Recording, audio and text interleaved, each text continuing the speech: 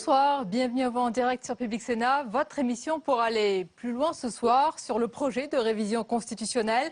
La première étape est franchie à l'Assemblée. Le Premier ministre se dit satisfait et tout va se jouer désormais au Sénat, à majorité de droite.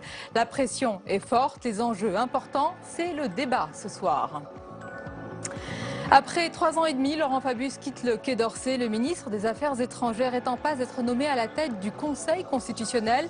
Alors quel bilan laisse-t-il? Dossier syrien, rapport avec Moscou, indépendance ou alignement sur Washington? De nombreux invités pour en parler tout à l'heure.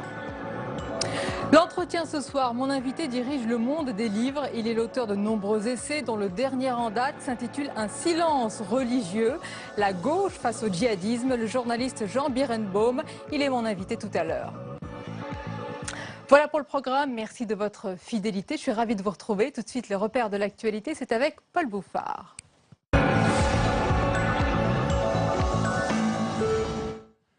Bonsoir à tous et ravi de vous retrouver. Jean-Luc Mélenchon sera candidat à la présidentielle 2017. Il l'a dit ce soir chez nos confrères de TF1. Le fondateur du parti de gauche indique qu'il ne participera pas à une éventuelle primaire à gauche. Il dit vouloir incarner la France insoumise et fière de l'être. On l'écoute tout de suite. Il faut passer à l'action, on ne peut pas rester sans voix. Et oui, je propose ma candidature pour l'élection présidentielle de 2017. C'est une occasion formidable de dénouer les liens qui nous paralysent aujourd'hui. Et grâce à nos bulletins de vote, pacifiquement, tranquillement, démocratiquement. C'est l'intérêt général humain qui doit prévaloir aujourd'hui. Moi, je propose ma candidature. C'est le peuple qui va en disposer. Je ne demande la permission à personne. Je le fais hors cadre de parti. Je suis ouvert à tout le monde. Les organisations, les réseaux, mais les citoyens d'abord. Autre fait politique du jour, la première étape franchie pour la révision constitutionnelle. Les députés adoptent le projet, celui qui prévoit l'état d'urgence dans la Constitution ainsi que la déchéance de nationalité. Nouvelle étape maintenant, le Sénat. Ensuite se posera la question du Congrès à Versailles et la fameuse majorité des 3/5 pour l'adoption finale. Stéphane Amalian. Première étape franchie. Le scrutin est clos. L'Assemblée nationale a donné son accord pour réviser la Constitution. Les députés ont largement approuvé le texte.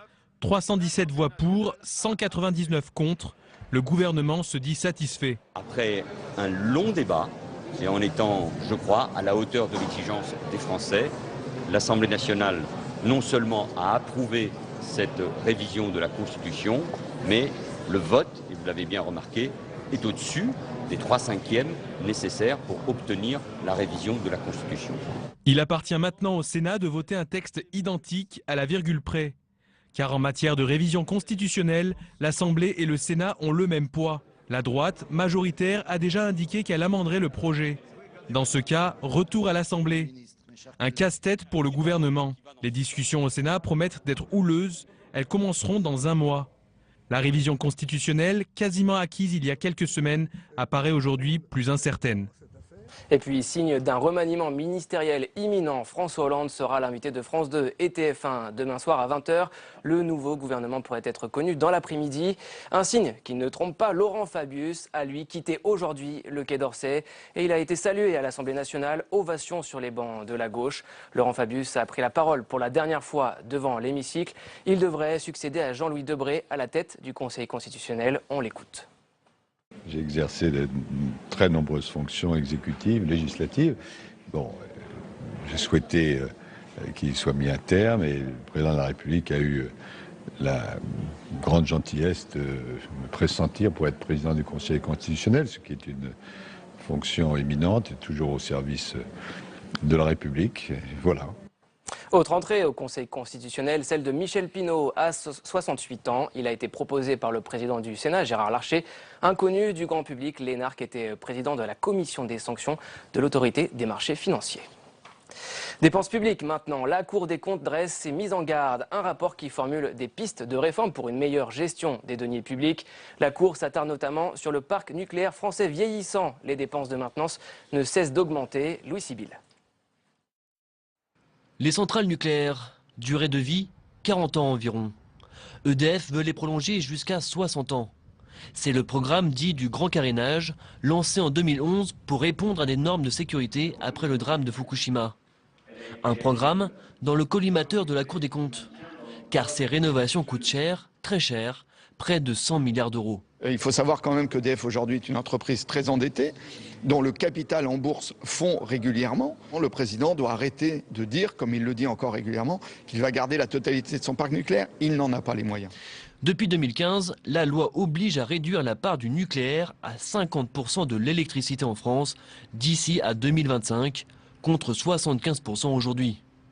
Aucune évaluation n'a encore été réalisée sur l'impact économique d'une telle mesure. Mais la Cour estime la perte des revenus annuels à 5,7 milliards d'euros pour EDF, avec un coût de production plus cher. Nous pensons, après les évaluations que nous avons faites, que ça doublerait le coût de l'électricité d'origine nucléaire. C'est-à-dire qu'on passerait de 60 € le mégawatt à peu près à 120 €. En tout, ce serait une vingtaine de réacteurs qui viendraient à fermer. Le coût de leur démantèlement n'est pas encore estimé. Autre sujet qui inquiète les sages de la rue Cambon, les contrats de génération. L'objectif de François Hollande était de 500 000. Seuls 40 300 ont été signés fin juillet 2015. Et puis aussi, la Cour des comptes juge préoccupante la fraude dans les transports franciliens, une perte de 366 millions d'euros. En bref, le procès Cahuzac renvoyé au 5 septembre. Le tribunal a accepté la question prioritaire de constitutionnalité posée par la défense. L'ancien ministre socialiste du budget, Jérôme Cahuzac, est jugé, je vous le rappelle, pour fraude fiscale et blanchiment. Et on en parlait tout à l'heure, les députés ont dit oui à la révision constitutionnelle. L'exécutif français va-t-il réussir à convaincre les sénateurs? On en débat, Sonia, avec vos invités.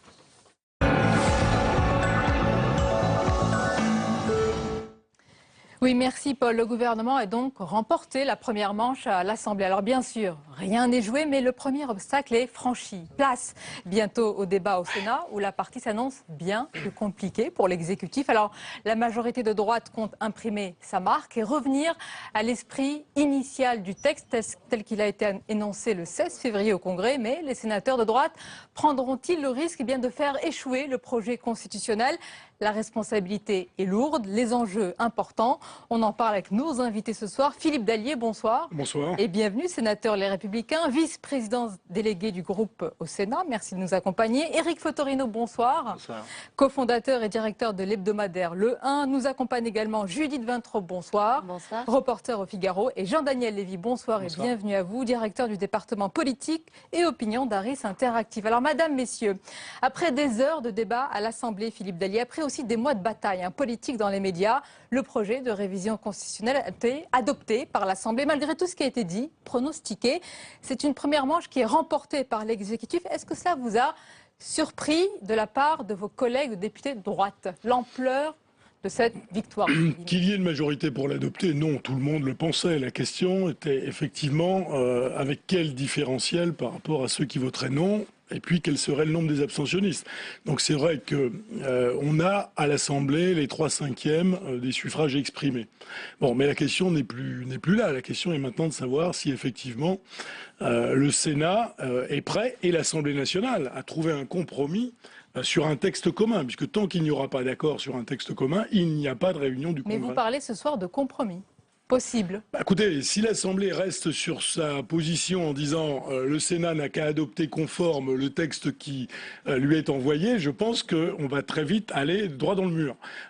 Donc le Sénat va travailler, la commission des lois, nous l'examinerons en séance, et il sortira un texte de cette maison qui, à mon avis, ne sera pas le texte de l'Assemblée nationale. Nous verrons ensuite s'il y a possibilité de trouver un accord. On va entrer dans les détails. Judith Vintraud, que s'est-il passé selon vous à l'Assemblée? Est-ce que la peur de l'opinion, on va dire, ou le contexte grave que l'on vit, réel, a été plus fort que les scrupules juridico-techniques ou les calculs politiciens peuvent avoir lieu? Déjà, il ne faut pas exagérer la majorité qui a approuvé le projet, parce que ça fait quand même guère que 56%. 3/5 symbolique à l'Assemblée. D'accord, mais si on prend les chiffres, vous avez 56% du groupe socialiste, les Républicains qui est pour, et 58% du groupe socialiste. Ce qui veut dire que contrairement aux Français qui approuvent à plus de 80% ce projet, les groupes politiques, le PS et la droite sont très divisés, et chacun dans leur camp est divisé.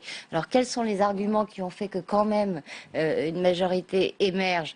Ce que vous avez dit, la gravité de la situation, effectivement, qui a poussé certains socialistes qui avaient voté contre l'article sur la déchéance à s'abstenir sur le texte global. Il y en a même un qui avait voté contre l'article sur la déchéance et qui a voté pour le texte global. Donc il y a eu cette prise de conscience, cette gravité. Et puis, la menace qu'aux prochaines législatives, eh bien, les députés qui s'aviseraient de mettre en danger François Hollande ne seraient pas du tout assurés de retrouver leur circonscription. Et ça a été assez efficace à gauche. Je vais donner la parole à Jean-Daniel Lévy et Éric Fotorino, mais d'abord Philippe Dallier, est-ce que vous êtes sensible aux arguments du Premier ministre qui met en avant, évidemment vous y êtes sensible, l'intérêt général des Français, mais aussi la menace permanente que nous vivons et votre responsabilité ici au Sénat de pouvoir entraîner l'échec de tout ce projet constitutionnel? La première question, c'est êtes-vous favorable à la déchéance de nationalité? Parce que d'abord, dans l'opinion, très peu de Français y sont défavorables, en tous les cas ils sont minoritaires. À l'Assemblée nationale, c'est la même chose, hein, mais peu de parlementaires sont défavorables. Pour ceux qui y sont favorables, la question fondamentale, c'est de savoir si oui ou non il était nécessaire de toucher à la Constitution. Ça n'est pas rien de toucher à la Constitution. Et moi, j'entends un certain nombre d'éminents juristes, dont je ne suis pas, qui nous disent qu'il est déjà possible de déchoir de la nationalité, et donc il n'était pas possible, il n'était pas nécessaire de toucher à la Constitution. Ce débat, on l'a eu pendant des mois. Mais oui, mais il n'est pas clos, et c'est bien le problème. Et je pense qu'ici au Sénat, et notamment à la commission des lois, où il y a d'éminents juristes, le débat va effectivement durer, et je ne sais pas comment il sera tranché. De l'aspect politique, est-ce que le Sénat pourrait prendre la responsabilité de cet échec? Écoutez, mais pourquoi le Sénat tout seul? Il faut trouver un il faut trouver un compromis. Et il est peut-être possible de trouver un compromis, je n'en sais rien, nous verrons bien. Le point qui est soulevé ici, c'est que à l'origine, François Hollande nous demandait d'inscrire dans la Constitution le fait que les binationaux, et seulement les binationaux, pouvaient être déchus de leur nationalité. Sauf que le texte qui vient de l'Assemblée nationale ne dit plus cela. Parce qu'une partie de la gauche était effrayée, on ne stigmatise plus, entre guillemets, les binationaux, et donc on renvoie à la loi. Donc finalement, on ne sait plus très bien à quel endroit du texte on décide de quoi. Et c'est bien là la question qui est posée. Éric Fotorino, à quoi on va assister? On a vu à l'Assemblée, comme l'a dit Judith Vintraub, des divisions dans les deux camps. On a l'impression qu'au sein du Parti socialiste, c'était un congrès du PS, et au niveau de la droite, c'était déjà les primaires qui se jouaient. Est-ce que c'est le même résultat qu'on risque de voir aussi ici, dans la Chambre haute? Ce qui est compliqué, c'est qu'effectivement, cette question de la constitutionnalité de ces mesures traverse d'autres arguments, d'autres pensées ou arrière-pensées qui sont beaucoup plus politiques et beaucoup plus immédiates. Judith a eu raison, je pense, de souligner comment certains étaient un peu allés à la gamelle parce qu'ils savaient bien qu'il y avait un petit risque aussi de non-reconduction le moment venu. Mais je pense que vont remonter au Sénat les problèmes de fond. Vous parliez des juristes, c'est vrai. Pourquoi inscrire ce terme-là de déchéance de nationalité dans la Constitution? Il y a une loi qui existe, le Code civil le permet, et puis ce débat a été tellement mal emmanché avec cette question de binationalité. Il y a 4 binationaux au gouvernement. Il y a deux franco-marocains, un allemand et une canadienne. On voit bien que tout ça a été tellement mal fait que ça aura eu pour effet, si François Hollande voulait habilement trianguler à droite en prenant des thèmes de la droite, voire de l'extrême droite, il n'a pas réussi, parce que finalement, même s'il a obtenu ces 3/5 là aujourd'hui, il faut voir la suite. Et surtout, je pense qu'il reste encore sur le fond à régler la constitutionnalité de ce qui est en train d'être... Alors il y a cet aspect juridique. La Constitution, ça ne sert pas à donner des droits négatifs, ça sert à donner des droits positifs. C'est une loi fondamentale sur les libertés, ce n'est pas une loi sur les restrictions des libertés. Et vous comptez sur le Sénat pour approfondir en tous les cas ce point essentiel? Le Sénat est une haute chambre, une chambre de sages, donc et je pense qu'en effet, il y a des juristes... Nous verrons jusqu'à quel point. Il y a d'excellents juristes dans la maison. Jean-Daniel Lévy, attendez, on est parti d'une situation il y a quelques jours, et tous les journaux titraient là-dessus, sur le piège qui se referme sur François Hollande. Aujourd'hui, qu'on le veuille ou pas, c'est pas une victoire, tout est relatif, mais malgré tout, on a l'impression que le gouvernement cherche à reprendre la main. Manuel Valls parle de nouveau du Congrès et veut que le président aille jusqu'au bout. Et demain, il y a cette interview du président de la République. Est-ce que malgré tout, la séquence est moins mauvaise que prévu? C'était ma question tout à l'heure. La séquence n'est pas forcément très bonne pour le président de la République, parce qu'il y a le sentiment dans la société française qu'on est face à un président de la République qui navigue un petit peu à vue et qui a lancé ce débat sur la déchéance de la nationalité sans savoir exactement quel serait complètement le point d'arrivée. Ce qui est assez intéressant, c'est qu'au cours de la période récente, le débat le plus massif, c'est un débat qui a eu lieu déjà au sein de la gauche. Et dans un deuxième temps, il a traversé la droite. Mais le premier débat, c'est un débat au sein de la gauche, parmi le Parti socialiste, parmi un certain nombre d'intellectuels qui se revendiquent de la gauche, en disant on ne se reconnaît pas tout à fait à travers ces valeurs, cette identité, etc. Puis dans un second temps, on s'interroge sur faut-il ou pas constitutionnaliser, etc. Donc s'il doit y avoir sortie de piège, c'est peut-être déjà sortie de piège de François Hollande, non pas dans cet accès uniquement de triangulation, mais déjà au sein de son camp politique, dont on a vu, et Judith l'a rappelé tout à l'heure, qu'on a à peine plus de la moitié des députés socialistes qui ont voté le texte. Et c'est quand même un fait relativement rare sous l'histoire de la Ve République d'être face à quasiment une fronde aussi importante de la part du cœur de ce que constitue aujourd'hui la majorité parlementaire du gouvernement en place. Fronde à gauche, et on l'a vu avec parfois des outrances, division à droite, malgré tout, Judith Vintraub, est-ce qu'on peut dire qu'il y a deux personnes, peut-être, qui soufflent un peu ce soir, deux adversaires, deux alliés objectifs ? François Hollande, Nicolas Sarkozy. Oui, moi, je trouve même que Jean-Daniel est sévère sur, en tout cas, le point d'arrivée temporaire, puisque la suite va se passer au Sénat. Parti d'où il était, et effectivement mal emmanché comme c'était, puisqu'effectivement, le lendemain du discours de Versailles, Jean-Christophe Cambadélis dit « la déchéance n'est pas une idée de gauche », tout le monde le voyait fichu, en gros. Donc, il s'en tire pas si mal. Et Nicolas Sarkozy, dont Raffarin a dit très habilement, mais il a passé un pacte, le pacte de Versailles avec François Hollande, s'en tire bien aussi, parce qu'il faut se rappeler que les réticences qui se sont exprimées à droite, et très tôt d'ailleurs, dès le soir du Congrès, François Fillon était sur France 2 et s'interrogeait sur la nécessité d'inscrire la déchéance qu'il approuvait comme mesure dans la Constitution. Il a recommencé ensuite dans un journal régional, donc très vite. Mais il y avait tellement de tumulte à gauche qu'on n'a pas très bien entendu les interrogations de la droite qui, vous le rappeliez, étaient quand même massivement pour la déchéance, à part Nathalie Kosciusko-Morizet, à part Patrick Devedjian, qui eux ont un problème de principe avec ces questions, de même qu'Hervé Mariton. Oui. Mais donc ça veut dire que et François Hollande et Nicolas Sarkozy, qui avaient mis son autorité en jeu en allant au groupe à l'Assemblée dire la situation est grave, les Français nous regardent, s'en tirent bien ce soir. Et ce qui m'a frappé dans le communiqué, j'en terminerai par là, qu'a publié Nicolas Sarkozy pour saluer ce vote, c'est qu'il dit les Français qui trahissent la France ne mérite pas d'être français. Nulle part dans le communiqué, vous ne trouverez la mention binationaux. Oui, lui qui avait dit que l'apatridie était une ligne rouge, ce qu'avait dit aussi Gérard Larcher, président du Sénat, il n'en parle plus. Oui, c'est comme ça, c'est quand même cela le point le plus important. François Hollande nous proposait à Versailles d'inscrire dans la Constitution que les binationaux pouvaient être déchus de leur nationalité.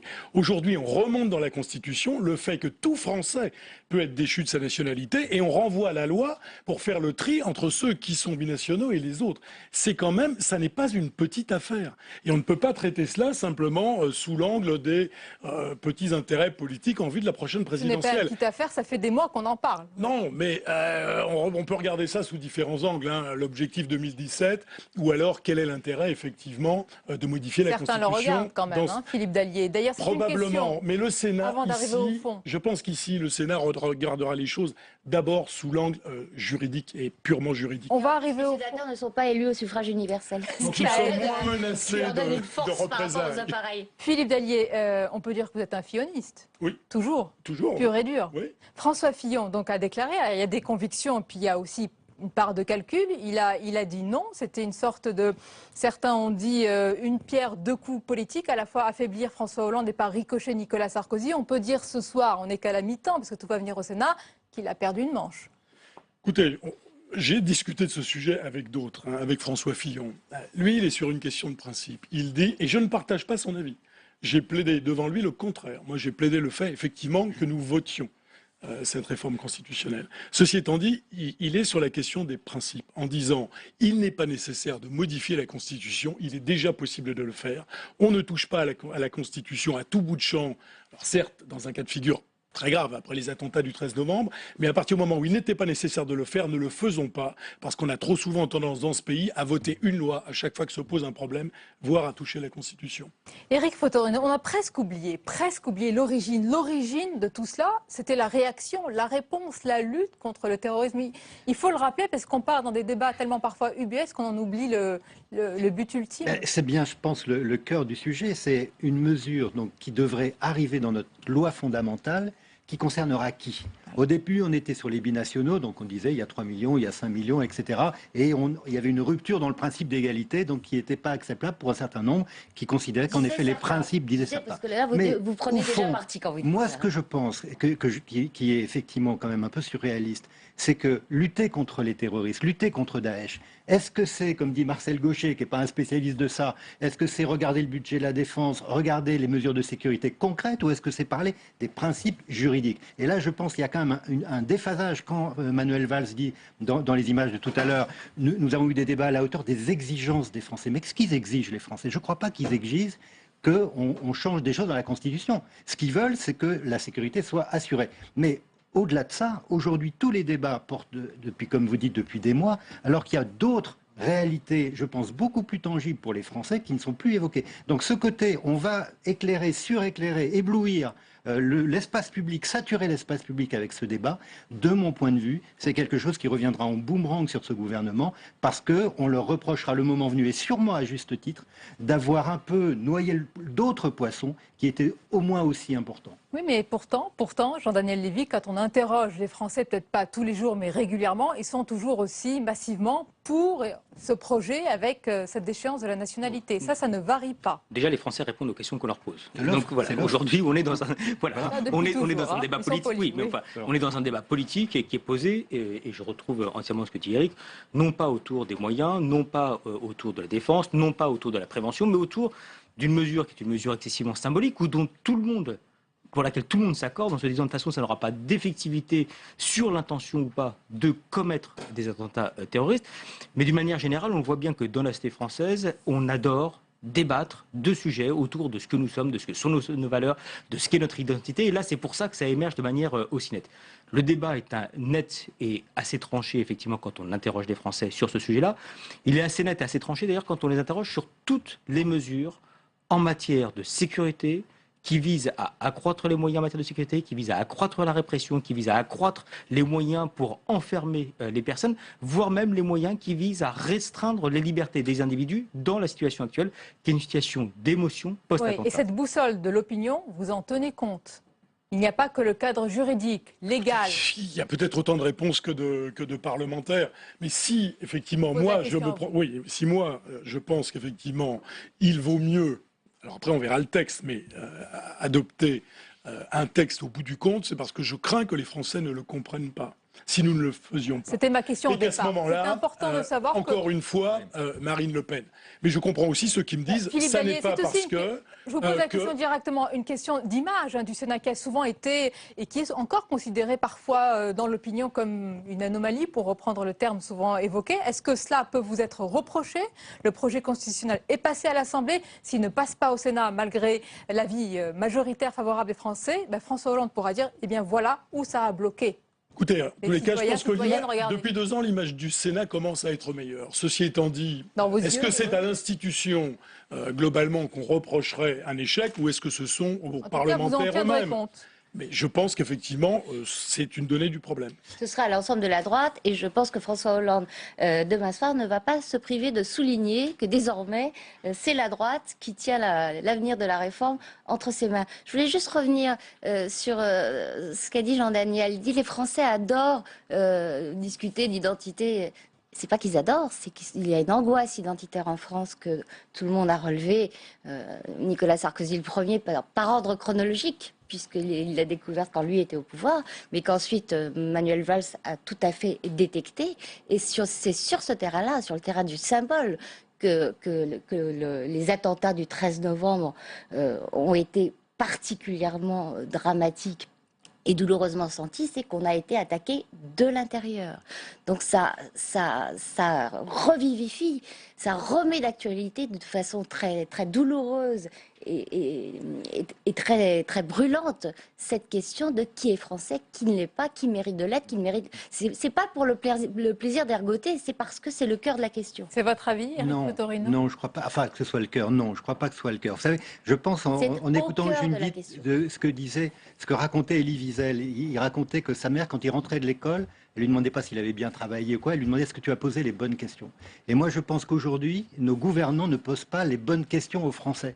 Et donc, après, quand on les enferme dans une question, effectivement, le malheur de la question, c'est la réponse. Et la réponse, ça va être peut-être que ça ne marche pas, cette réforme. Mais au fond, comment va se jouer 2017 ? Est-ce que ça va se jouer sur la sécurité ou est-ce que ça va se jouer sur l'emploi ? Bien, je pense qu'il y a de très fortes chances que ce soit les questions économiques qui l'emportent. Aujourd'hui, c'est toujours les chiffres qui ont le dernier mot. Combien il y aura de chômeurs dans 1 an, dans 6 mois ? C'est là-dessus, je crois, que les gens se déterminent. On verra comment se passera l'année 2016, parce que vous savez, moi, effectivement, les questions économiques sont primordiales. Mais ceci étant dit, selon le nombre de migrants qui arriveront au printemps prochain, 4000 par jour sur l'île de Lesbos. Parlons-en, vous avez raison.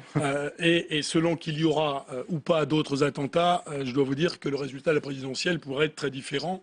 Et ça n'est pas sans nous soucier également. Mais la question sur les migrants, c'est honteux. Je trouve que la France, d'ailleurs, c'est ce qu'on a fait de l'hebdomadaire Le 1 cette semaine. On a envoyé Laurent Godet est allé à Grande-Synthe et à Calais. Et on ne peut pas loger 2500 personnes sous tente et dire que c'est un problème pour un pays comme la France, quand il y en a près d'1 million en Allemagne. Certes, avec des problèmes qu'on a vus en décembre. Mais de quoi parle-t-on ? 2500 personnes, on parle de personnes. Et on est un pays qui n'arrive pas à résoudre ça. Ils sont plutôt 10 000 à Calais que 2500. Ils sont 5 000 à Calais, ils sont 2500 et voilà un défi qui va structurer 2017 également.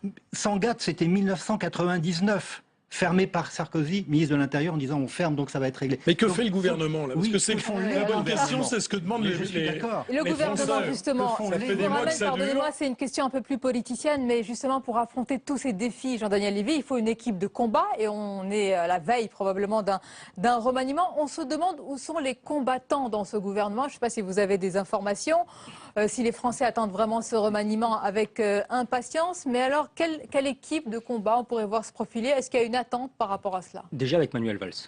Il y a une des questions à laquelle on a une réponse qui est très claire. On l'a même vu après les élections régionales. Quand même, la gauche aurait perdu les dernières élections régionales. Et c'était le cas d'ailleurs après les départementales. Ce que trouvent les Français, ce que trouvent les sympathisants de gauche, c'est qu'il y a une personne qui au moins est aux commandes et tient clairement la maison. Ce n'était pas le cas, on s'en rappelle, après les élections municipales concernant Jean-Marc Ayrault. Il y a une autre personne qui était vraiment appréciée de la part des Français, mais on a appris qu'elle partait. Il s'agit de Laurent Fabius, parce que dans sa fonction régalienne, et puis également au cours de la dernière période, ce qui s'était passé autour de la COP21 avait permis de montrer qu'il y avait une stature d'homme d'État. Et si on regarde les personnes qui sont aujourd'hui très clairement identifiées, il y a Bernard Cazeneuve, le ministre de l'Intérieur, il y a M. Emmanuel Macron, il y a dans une certaine mesure Ségolène Royal, et également Jean-Yves Le Drian. Ce sont en gros des personnes qui quand même exercent les fonctions qui sont des fonctions profondément régaliennes.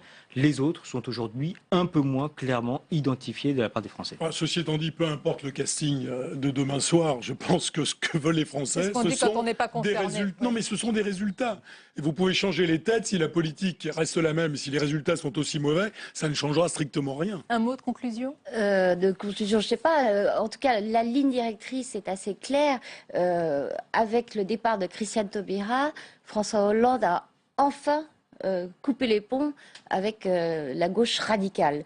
Donc déjà, on a une indication, il ne va pas revenir en arrière, il ne va pas reprendre Martine Aubry qui a décliné une offre dont on n'est pas sûr qu'elle lui ait été... Nous verrons quelles sont les nuances. Voilà, donc demain, probablement. L'angle général, c'est la ligne sociale libérale.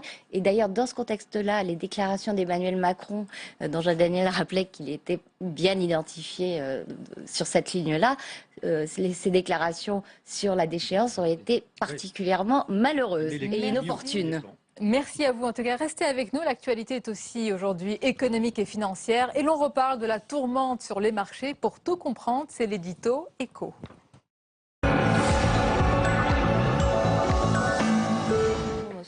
Il y a eu d'abord une forte chute des indices boursiers ces dernières semaines et puis un léger, petit rebond. Aujourd'hui, on en parle avec Jean-Louis Gombaud. Bonsoir. Bonsoir, je ne sais pas si on va tout comprendre.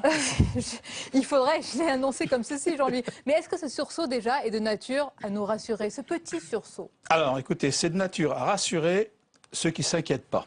Donc ça, c'est déjà un premier point. Mais ce que je veux dire, c'est qu'effectivement, quand on regarde ce 1,6 et quand on voit tout ce qui se passait depuis le mois de juin, la bourse qui baisse de 40%, les banques 50%, les rendements obligataires de 32%, donc évidemment, ce 1,6%, ce n'est pas la goutte d'eau qui va permettre de remplir le vase. Alors, ça va dans tous les sens et on se demande, quand ça va dans tous les sens, par quel bout il faut prendre le problème. Eh bien, le problème, c'est, numéro un, c'est évidemment le ralentissement de l'économie internationale. Alors vous me direz, bon, le ralentissement de l'économie internationale, c'est pas tous les jours, c'est pas tous les ans, mais c'est fréquent, donc c'est pas un véritable problème. Le problème, c'est que ça ralentit alors que le pétrole est à 30 $ et que les taux d'intérêt sont pratiquement à zéro. C'est-à-dire que vous avez des choses qui sont presque moins chères que gratuites et malgré tout, la machine ne redémarre pas. Donc il y a un encrassage qui est quand même... Et on a l'impression qu'on est dans un mouvement cumulatif.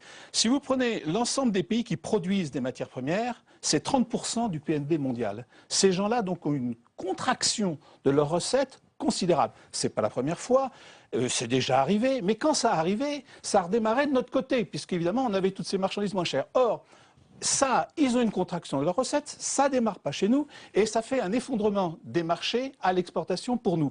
Donc on craint évidemment un mouvement cumulatif. Par ailleurs, autre chose qui est originale, c'est que malgré des taux d'intérêt très faibles, la machine ne redémarre pas.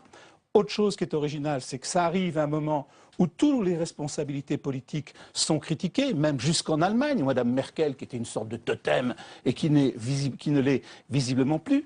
Et dernier aspect qui m'apparaît le plus important, c'est que la structure institutionnelle qui était en Europe la plus respectée, c'était la Banque Centrale Européenne. On disait, quand on était dans la mouise, la Banque Centrale Européenne va nous permettre de nous en sortir. Et pire que ça, non seulement on dit qu'elle ne nous permet pas de nous en sortir, mais on commence à entendre l'idée, si on en est là, c'est à cause d'elle. C'est-à-dire qu'à force de faire marcher la planche à billets, elle a gonflé, elle a créé des bulles qui sont aujourd'hui éclatées. Donc aujourd'hui, on n'a plus d'appui pour dire sur qui on peut se reposer. Pour conclure, Jean-Louis, est-ce que tout cela peut entamer la toute petite flamme faiblarde que l'on a de la reprise? Alors exactement, parce que le paradoxe dans cette histoire, c'est qu'effectivement tout ce que nous venons de décrire est en train d'arriver à un moment où ça n'allait pas mieux en France, mais ça allait moins mal. Et d'ailleurs, les chiffres qui sont sortis ce matin, même sur la production industrielle et sur l'investissement, sont plutôt positifs. La confiance des entreprises n'est pas revigorée, mais ça va un petit peu mieux. Le taux de marge s'améliore, donc on est non pas dans une amélioration, mais un arrêt de la dégradation. Et voilà que tout ça nous tombe dessus. Alors, il y a, je crois, 2 ou 3 hypothèses, parce que c'est difficile de porter un jugement définitif sur cette affaire. La première hypothèse, c'est qu'effectivement, on peut se dire, bon, tant que ce qui se passe sur le financier n'impacte pas l'économie réelle, ce n'est pas trop grave. Ou bien on peut dire, attention, ça peut être grave, donc je vais accélérer au maximum mes réformes. Ou bien, attention, je marche sur des œufs, donc je préfère ne toucher à rien. À partir de là, je crois que la solution, c'est de se dire, bon, ça peut tenir jusqu'en mai 2017. Merci Jean-Luc Rombaud. Vous voyez, on comprend tout finalement. Merci à vous. Tout de suite, le rappel des principales informations de la soirée avec Paul Bouffard, bien sûr.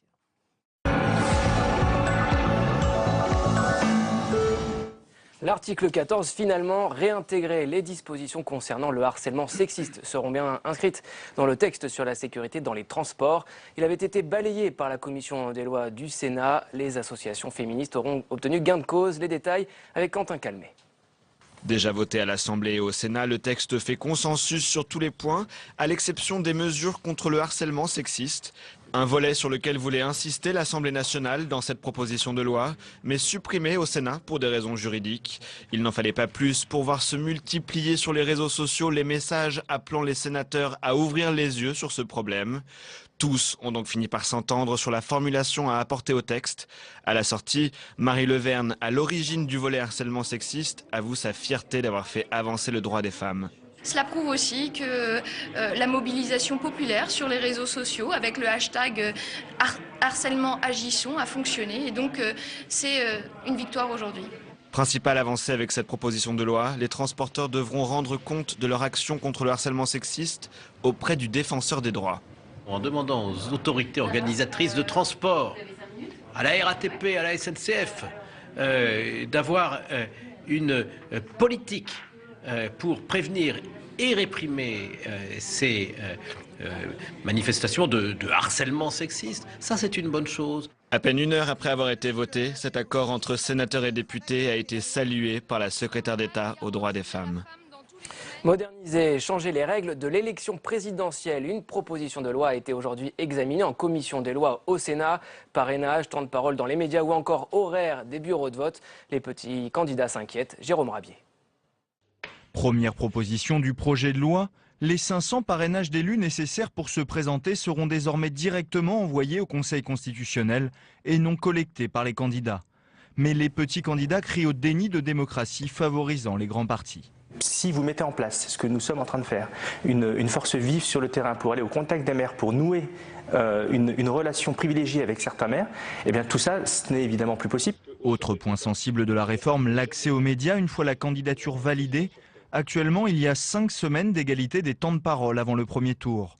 Le texte propose de n'en garder que 2, accompagnés de 3 semaines d'équité et non plus d'égalité, c'est-à-dire une représentation des candidats en fonction des résultats des dernières élections et des enquêtes d'opinion, inadmissible pour Nicolas Dupont-Aignan. C'est une magouille qui vise à verrouiller l'expression politique, puisqu'il n'y aura plus d'égalité du temps de parole pendant 3 semaines, là où se forgent véritablement les votes. La proposition de loi prévoit aussi de fermer tous les bureaux de vote de France au même horaire, 19 h. Elle vise également à renforcer les moyens de la commission de contrôle des comptes de campagne, qui devra, à partir de 2022, ne prendre en compte que les dépenses des 6 mois précédant le scrutin, contre une année actuellement.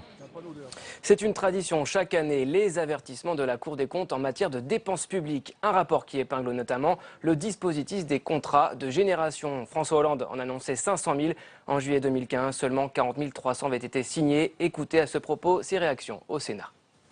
Pour les entreprises, il faut une simplification. D'abord, il faut que les entreprises aient des carnets de commandes. Mais pour embaucher, effectivement, c'était 4 000 €, c'était pas mal. Mais le problème, c'est la complexification. Les entreprises veulent des choses simples.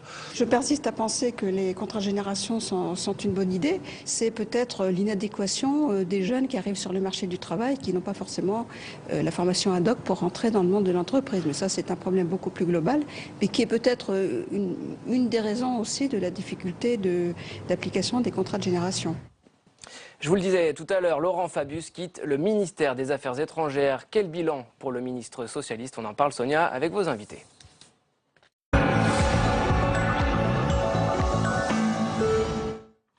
Oui, quel bilan pour le ministre des Affaires étrangères? Laurent Fabius avait promis à son arrivée au Quai d'Orsay une diplomatie d'influence pour faire entendre la voix de la France alors que les conflits et les crises se sont enchaînés dans le monde sur fond de terrorisme. Quelle a été la marque, la doctrine de notre pays? Le discours était volontariste bien sûr, mais pour quels résultats sur des dossiers majeurs? On en parle dans quelques instants avec nos invités, mais d'abord les principaux moments de ces 3 ans et demi au Quai d'Orsay avec Jordan Klein. Regardez. J'ai une pensée particulière enfin pour tous ceux, ministres, négociateurs, militants, qui auraient voulu être là en cette circonstance probablement historique, mais qui ont agi et lutté sans pouvoir connaître ce jour. C'est une image et un discours qui ont marqué les esprits. Laurent Fabius dans son costume de président de la COP21. C'était le 12 décembre dernier, pour ce qui restera son ultime grand rendez-vous. L'accord de Paris pour le climat est accepté. Pilier du gouvernement, Laurent Fabius s'est toujours montré fidèle à François Hollande pendant ces 4 années. En pointe sur la scène internationale, il n'a pas d'état d'âme quand il s'agit de cibler la responsabilité de Bachar al-Assad dans la tragédie syrienne. Il est le premier à envisager une intervention armée. Mais ce jusqu'au boutisme va se heurter à la réalité de l'après 13 novembre. Il est obligé de revoir sa position. Daesh devient la priorité numéro 1. La France pleure ses morts, elle le fera encore vendredi, mais elle ne plie pas. La France se bat et se battra sans relâche, jusqu'à atteindre son but, la destruction de notre ennemi Daesh. Comme pour la Syrie, le bilan de l'ancien Premier ministre de François Mitterrand est en demi-teinte. Absent sur des dossiers importants qui font partie de ses prérogatives, comme la Grèce ou les migrants. Il est particulièrement silencieux sur les questions de l'Union européenne. Autre sujet important, il est l'un des instigateurs du retour sur la scène internationale de l'Iran. À la table des négociations, il se montre intransigeant sur les clauses de l'accord sur le nucléaire. Aujourd'hui, il prend la tête du Conseil constitutionnel et cette nomination apparaît comme une reconnaissance du travail effectué. Et on parle de tout cela avec nos invités ce soir. Général Dominique Trinquant, bonsoir. Bonsoir. Et bienvenue, ancien chef de la mission militaire française auprès des Nations Unies. Nous accompagne ce soir Agnès Levallois, bonsoir. Bonsoir. Spécialiste du Moyen-Orient. Et Christian Cambon, bienvenue, bonsoir. Bonsoir. Vice-président Les Républicains de la Commission des Affaires étrangères, de la Défense et des Forces armées. Alors madame, messieurs, avant de parler des grands dossiers de politique internationale, peut-être un premier tour de table sur le diplomate Laurent Fabius, applaudi d'ailleurs aujourd'hui debout essentiellement par les bancs de la gauche. Que penser, Général Trinquant, d'abord de la méthode Fabius? Est-ce que vous pourriez la définir, la qualifier, l'appréhender en quelques mots? Oui, elle a une particularité, c'est que pour un ministre des Affaires étrangères, ses grands succès ne relèvent pas des affaires étrangères, mais de l'économie, puisqu'il a restructuré le ministère des Affaires étrangères, qui ne s'appelle plus ministère des Affaires étrangères, mais des Affaires étrangères et du développement international. Donc il a pris une partie de Bercy qui est venue là. Il a mis les ambassadeurs au travail sur l'économie. J'ai moi-même participé à un speed dating au mois d'août avec les ambassadeurs. C'était la première fois, c'était assez impressionnant. Et puis le deuxième dossier sur lequel, puisque je parle des succès, là, c'est la COP21 bien sûr. En revanche, dans le domaine des relations extérieures, l'Afrique, grand absent, c'est le ministre de la Défense en fait qui s'occupe de l'Afrique. La Syrie, c'est quand même un grand revers français dans la stratégie vers la Syrie. Et quant à l'Iran, je dois dire que le succès, je dirais plutôt qu'il a joué un contrepoids jusqu'au bout pour permettre d'avoir un accord satisfaisant, mais il a joué un contrepoids aux Américains qui, eux, voulaient absolument l'accord. Et jusqu'au bout, il a joué la carte un peu dure. Autour d'une table de négociation, il y a toujours ceux qui veulent l'accord. Voilà, exactement. Voilà. On va entrer dans les détails. Agnès Levallois, même question, mais plus sur à la fois le diplomate et sa méthode. Moi, ce qui m'a frappé, c'est qu'il s'est intéressé à certains dossiers, mais en laissant d'autres dossiers complètement de côté. Vous l'avez dit à propos de l'Afrique, mais même sur l'Europe, on l'a vu à certains moments. On l'a surtout vu sur quelques dossiers vraiment très marquants. L'Iran, la Syrie, c'était vraiment caractéristique.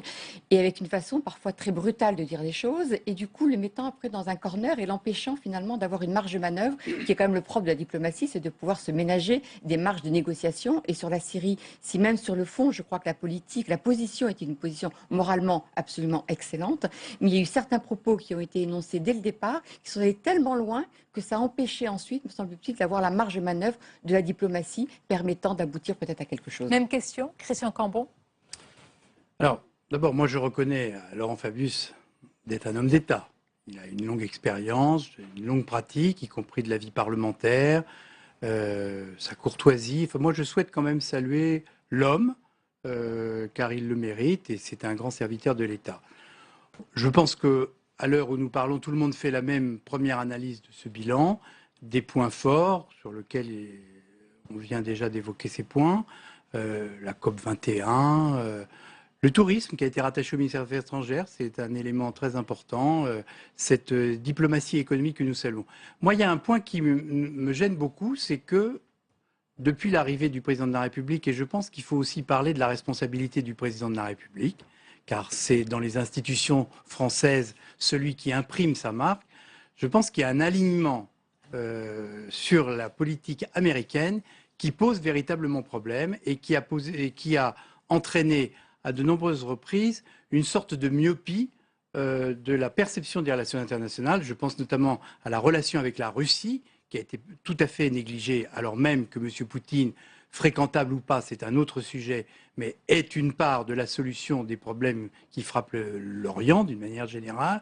Or là, il y a eu vraiment des erreurs importantes sur lesquelles... Alors parlons-en, on va rentrer dans le vif du débat parce que l'un des points noirs, en tout cas ce sont les détracteurs de Laurent Fabius et donc de François Hollande, qui jugent que le ministre a enclenché un tournant, Général Trinquant, dans la tradition diplomatique française, ce rapprochement de positions jugées néo-conservatrices ou atlantistes. Est-ce que c'est aussi net? Est-ce que c'est comme ça, noir ou blanc? Est-ce que c'est vraiment un alignement sur Washington? J'y mettrai des nuances. Sur le Moyen-Orient, très certainement. En revanche, sur la Russie, je ne partage pas tout à fait votre point de vue, parce que je crois que avec Mme Merkel et l'accord de Minsk, ça a été un contrepoids net à la position américaine. Je rappelle que la position américaine était très va-t-en-guerre, soutien absolu des Ukrainiens contre la Russie, et que c'est le couple franco-allemand qui a permis un accord de Minsk qui est quand même beaucoup plus équilibré et qui a permis un petit peu de... j'allais dire de calmer la crise, on n'en est pas sorti, hein, mais de calmer la crise. Et donc je crois que sur ce plan, mais en revanche... Donc en Europe, pas d'alignement, Voilà. mais peut-être au Moyen-Orient, plus d'alignement. Au Moyen-Orient, plus d'alignement, je trouve. Vous n'êtes pas d'accord, Agnès Pas Evalo? tout à fait d'accord, parce que, par exemple, quand on voit la relation qu'on a aujourd'hui avec l'Arabie Saoudite, par exemple, on voit bien que la France essaye, en tous les cas, a des bonnes relations avec l'Arabie Saoudite et essaye, de certaine manière, de prendre la place des Américains, même si on est loin de la prendre et qu'on ne sera pas en mesure de le faire. Mais on voit bien quand même ce rapprochement qu'il y a eu, et vraiment, Laurent Fabius a été un des initiateurs de cela, qui était d'ailleurs pour faire contrepoids à la négociation entre les Américains et l'Iran, puisque les Saoudiens étaient très inquiets de cette négociation. La France est mise beaucoup du côté quand même de l'Arabie Saoudite pour dire on va défendre vos intérêts. Beaucoup trop, vous jugez? Je pense qu'on s'est beaucoup trop marqué d'un côté, en donnant le sentiment, en tous les cas, qu'on rejoignait le clan des pétromonarchies sunnites du Golfe contre l'Iran chiite. Et je ne suis pas sûre qu'en termes de perception, ce soit une bonne politique, mais qui est plus due finalement à une politique, je crois, d'intérêt. C'est-à-dire que, et ça fait partie de la diplomatie économique, et pourquoi pas, ça n'est pas du tout une critique, mais je crois que même quand on veut vendre de l'armement, quand on veut vendre du matériel dans les pétromonarchies, il faut aussi faire attention à ne pas rentrer dans ce jeu. Arrêtons-nous sur ce point d'ailleurs. Christian Cambon, encore aujourd'hui, Laurent Fabius, qui a été salué à l'Assemblée nationale, a évoqué encore tous les crimes commis par Bachar el-Assad, on va en parler, et certains lui reprochent d'oublier la guerre menée par l'Arabie Saoudite au Yémen avec de très très nombreuses victimes civiles. Alors, on ne vous entend pas non plus, l'opposition là-dessus. Est-ce qu'il y a deux poids, deux mesures en France, de manière générale? Là, c'est moins la gauche que la droite, c'est un petit peu les deux. Non, je pense qu'en Syrie, on a une position qui est paradoxale, puisque à la fois on combat Bachar el-Assad avec des mots particulièrement durs, et puis... Qu'il mérite ? Qu'il mérite, bien sûr, qu'il mérite, mais la politique et la diplomatie, c'est la politique de la réalité, et pas toujours des souhaits et des espérances. Et puis, en même temps, on semble soutenir des opposants à Bachar el-Assad que nous combattons sur le plan intérieur. Je rappelle ce mot terrible de Laurent Fabius, Al-Nosra, le front Al-Nosra fait du bon boulot. C'était le jour même où les Américains venaient de classer ou de classifier Al-Nosra comme un des mouvements djihadistes les plus dangereux dans le terrorisme. Donc, si vous voulez, il y a effectivement quand même quelques inadéquations ou quelques paradoxes dont il faudra bien un jour que... Mais est-ce qu'il n'y a pas une erreur originelle, Dominique Trinquant, dès le départ, sur la crise et la guerre syrienne? Dès le départ, on a cru, la France, Laurent Fabius et François Hollande ont cru que Bachar el-Assad allait partir. Et à partir de tout cela, eh bien, tout était faux. Puisqu'il est là, il résiste. On a cru à ce départ. Oui, je crois que l'erreur, d'ailleurs, elle est antérieure au gouvernement actuel. Je rappelle que la position du gouvernement précédent était la même, c'est-à-dire contre Bachar el-Assad. Et donc, il y a eu une continuité de la politique étrangère française, là, qui était une erreur. Fermer l'ambassade de France à Damas est une catastrophe. Aujourd'hui, dans les domaines de renseignement, tous les circuits sont coupés, alors que nous avions d'excellents services de renseignement qui travaillaient avec les Syriens. Donc, il y a eu cette erreur. Et c'est assez étonnant parce que autant je soulignais le pragmatisme vis-à-vis de l'Ukraine et dans les accords de Minsk, autant c'était une position de principe qui est restée une position de principe jusqu'au moment où les Russes se sont tellement engagés dans la crise et ont mis tellement de poids dans la crise que là on ne pouvait plus faire autrement que de dire, oui, eux au moins ont une stratégie et faire un volte-face qui permettait alors qu'une semaine avant on disait continuons sur les accords de Genève, de dire finalement c'est les accords de Vienne qu'il faut suivre et on sait qu'ils étaient pilotés par les Russes.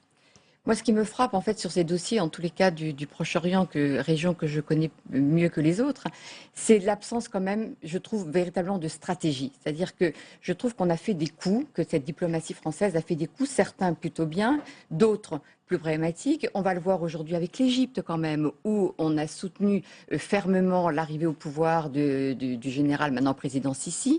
Alors qu'on avait précédemment soutenu Mordicus, Monsieur Morsi. On soutient des processus, des processus électoraux, ce qui est une base, et pourquoi pas, ça se comprend tout à fait. Mais ce que je veux dire par là, c'est que quand, une fois le président Sisi aux affaires et qu'il souhaite acheter du matériel de guerre qu'on lui vende, c'est très bien. Je pense qu'il faut aussi dans ces cas-là, peut-être quand même poser quelques conditions, en tous les cas être un peu prudent pour savoir ce à quoi ce matériel va servir. Mais vous nous avez dit tout à l'heure sur l'exemple saoudien qu'il y avait des intérêts, donc même bien sûr, même chose mais pour je les pense qu'il y ait des intérêts, c'est une chose et c'est tout à fait respectable, mais je pense qu'on peut aussi émettre quelques avis sur des points particuliers et ne pas donner l'impression que simplement on va dans le sens du vent pour essayer de remporter le plus de marchés possible. Bien sûr qu'il faut sauver nos industries et c'est essentiel, je ne dis absolument pas le contraire, mais je crois qu'il faut aussi quand même être un peu prudent et ne pas se retrouver après en porte-à-faux avec des populations, une partie de la population égyptienne aussi aujourd'hui aimerait qu'on puisse peut-être dire quelque chose au président Sisi, comme on pourrait le dire en Arabie Saoudite à propos des droits de l'homme, sans faire de l'ingérence bien évidemment, et sans que ce soit forcément sur la place publique tous les matins, mais quand même de faire attention à certaines alliances que nous sommes en train de nouer. Je trouve que on a redonné, notamment dans cette partie du monde, un rôle beaucoup plus important à la Russie. Je prends un exemple, les chrétiens d'Orient. Laurent Fabius avait pris une initiative aux Nations Unies que nous avions saluée et encouragée.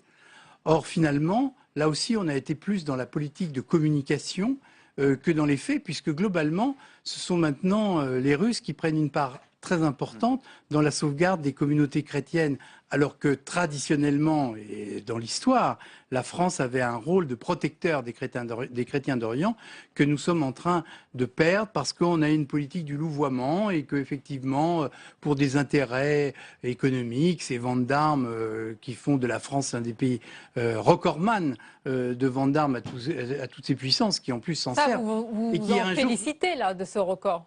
Oui ou non? Non, personnellement, je ne m'en félicite pas. Je préférerais que nous vendions des biens de consommation. Je ne pense pas que la France... Non, mais si vous voulez... En plus, je souligne que rien n'exclut, y compris en Égypte, qu'un jour les armes qui ont été vendues à l'Égypte soient retournées contre nous-mêmes. Personne ne peut... C'est peut-être déjà le cas en Syrie, hein, c'est ce qui s'est peut-être passé. Alors, vous savez... Quand on voit la quantité d'armes qui s'est échangée avec la Libye, etc., tout ce commerce d'armes qui véritablement maintenant alimente peut-être les djihadistes qui s'en servent en Occident, enfin, il y a quand même des risques qui sont réels. Dominique Trinquant, vous n'êtes pas d'accord? Non. D'abord, souvenons-nous, puisqu'on parlait de l'Égypte, que l'Égypte est exactement sur le flanc de la Libye et qu'on aura très certainement besoin de la Libye. De l'Égypte comme de l'Algérie et comme de la Tunisie au moment où il faudra s'occuper très sérieusement du problème libyen. Je rappelle que... Et ça se prépare. Ça se prépare, et heureusement ça se prépare. Et d'abord c'est aux Libyens de former un gouvernement unique qui puisse enfin faire appel à la communauté internationale pour l'aider contre Daesh qui est en train de s'installer à 350 km de nos côtes, enfin des côtes italiennes. Donc je pense que là on a des alliés sur lesquels il faut compter. Sur les ventes d'armes, malheureusement, lorsqu'on voit les ventes d'armes dans le monde, elles augmentent absolument partout. Ah oui, quand que la France on parle d'autres partenaires européens aussi. Que la France prenne une part importante en appui de sa politique étrangère, ça me paraît quelque chose d'absolument nécessaire et il serait dommage que la France soit absente ou réduise, j'allais dire, sa part de marché sur un marché qui est en train de grandir. Ça, je parle en économiste et non pas seulement en militaire. Hein.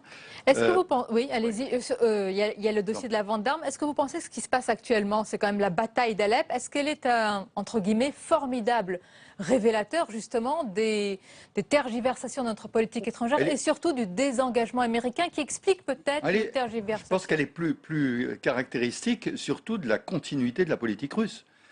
Les Russes ont décidé qu'il fallait soutenir un gouvernement. Ce gouvernement doit reconquérir des territoires. Je rappelle qu'Alep c'est très symbolique parce qu'à Alep, il y a une forte communauté de classe moyenne, de fortes minorités chrétiennes qui sont là-bas et donc qui donnent leur soutien au gouvernement de Bachar al-Assad. Il ne faut pas oublier qu'il n'est pas forcément minoritaire partout. Non, sinon il serait déjà parti. Voilà, exactement. Et Alep, c'est un point particulier. Et en plus, la stratégie russe et syrienne, bien sûr, et de poursuivre l'offensive jusqu'à la frontière turque, de façon là à pouvoir bloquer la frontière.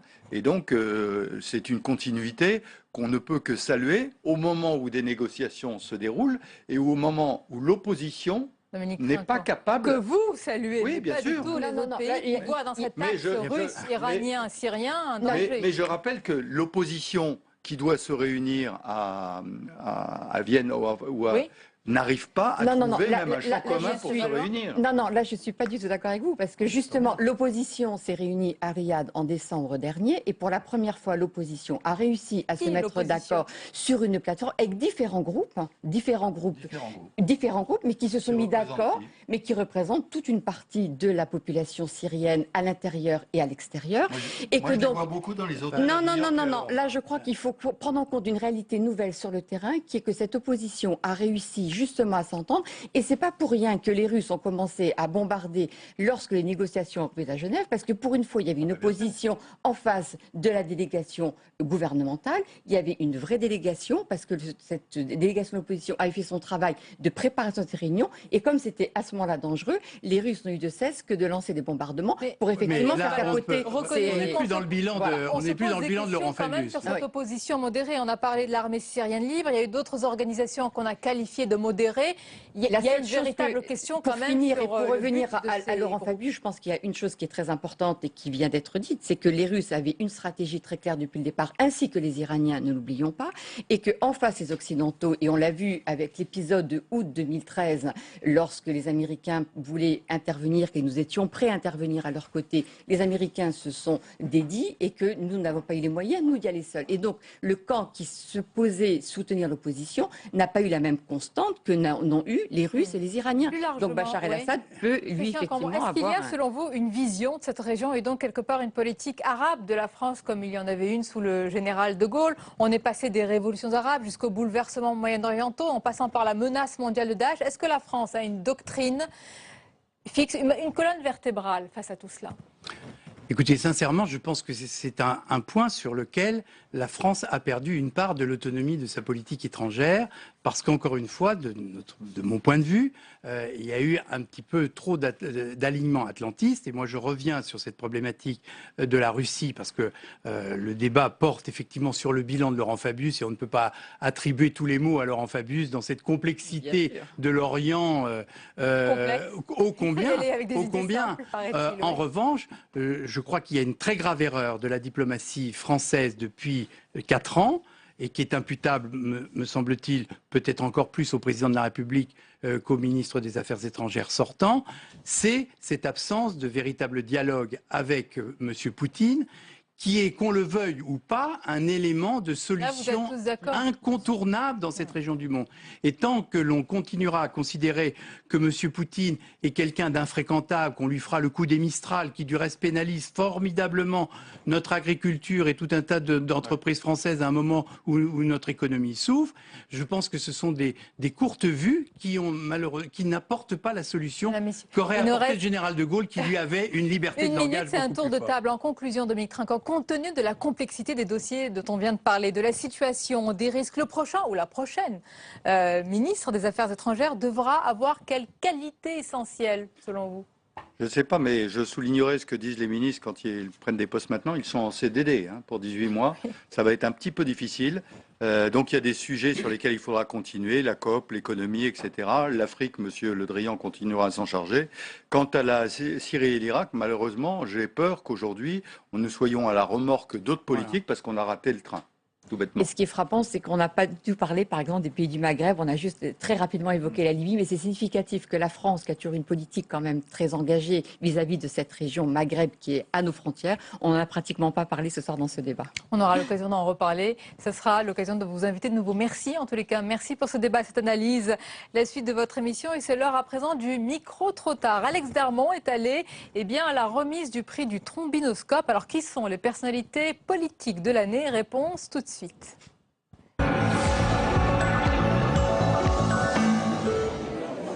C'est quand même beaucoup plus calme et beaucoup plus convivial que l'année dernière.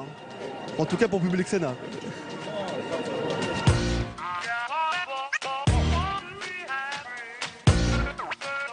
Ce soir, le micro trop tard est donc au prix du trombinoscope qui présente et récompense les personnalités politiques françaises et européennes.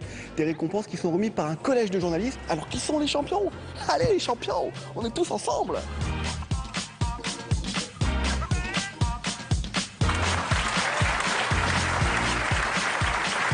Mon champion, je savais que vous alliez gagner. Je croyais vraiment, sincèrement. Vous êtes taquin. Ou alors flagorneur. Un peu des deux. Des deux. je ne pensais pas que c'était aussi chaleureux et à la fois bon enfant et profond. Oui, c'est bien. Je savais que vous seriez le champion. Je le savais. J'avais parié sur vous. Ah oui? La dernière fois que je vous ai vu, c'était à votre soirée de victoire dans le bar. J'avais passé un très bon moment. Et ce soir, je vous vois encore pour un moment heureux. Bah écoutez, oui, c'est un peu la deuxième couche, on va dire. Bonsoir, je peux vous poser... D'accord, ok. Je peux vous poser une question? Je m'en fous. D'accord. Et vous non plus, je peux pas vous poser de question. Ok. Vous faites venir ce soir. C'est sympa ici. Faites voir comment il est.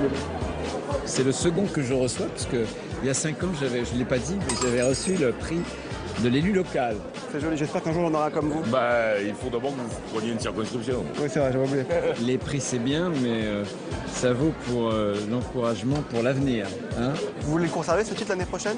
Ah, je crois que c'est pas possible. J'aurais été le premier, alors à ce moment-là, je crois que ça n'est jamais arrivé. Hein. Vous l'aurez le deuxième titre, vous pensez? Ah là là, bah je commence dès maintenant. Vous savez ce que disait Luis Fernandez sur les champions? Il disait le champion tire les leçons du passé, concrétise le présent et anticipe le futur. Pas mal. Mais il a tout à fait raison. Et moi, c'est vrai que là, ce matin, j'étais au Salon des entrepreneurs et je voyais des entrepreneurs qui s'étaient plantés une fois et qui avaient recommencé, et qui avaient réussi la deuxième fois. Je leur disais, bah, c'est exactement comme moi. Ah, c'est trop compliqué pour moi. Ah bon? Pour moi, la politique, c'est essayer d'abord d'avoir des convictions, de faire vivre, et c'est d'essayer de faire bouger les lignes. Vous croyez qu'un jour les politiques remettront des prix aux journalistes? Parce que moi j'espère. Le prix du journaliste sur lequel on a envie le plus de taper, oui, je pense que ça on aura tous nos chances de gagner en plus. Oui, ce serait bien les uns après les autres. Oui. On devrait inverser, vous avez raison. Et donc voilà, je voulais vous remercier pour ce prix du meilleur intervieweur politique. Je crois que ça s'imposait. Et vous l'avez compris, alors merci à tous et je l'accepte avec beaucoup d'humilité. Bon, là je vais aller dîner. Et il est 23h, le rappel des principales informations de la soirée avec Paul Bouffard.